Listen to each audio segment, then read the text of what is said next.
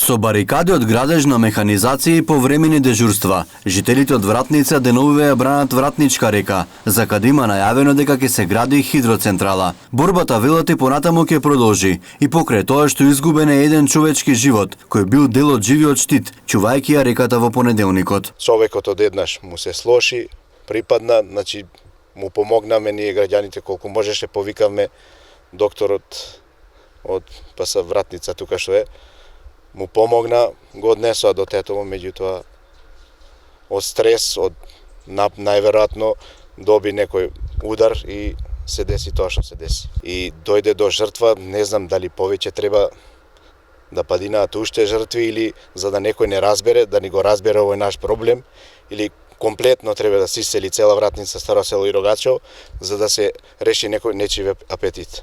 Хидроцентрали на Вратничка река не сакаат да се градат и жителите од околните села. Велат дека со вакви проекти ќе останат без вода.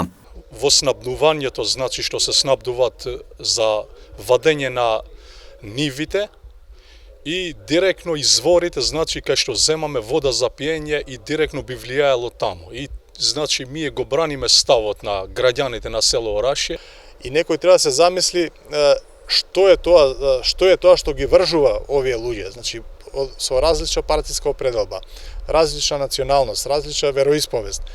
Тие тврдат дека на Вратничка река е планирано да се градат неколку хидроцентрали, кои ќе ја запустат реката. Еден од инвеститорите, Трибека Хидро, вели дека ги имаат сите потребни документи за изградба на хидроцентрала на реката и нивниот проект нема да ја загрози животната средина, туку напротив, ќе се искористи реката за производство на струја, преку извор кој не загадува.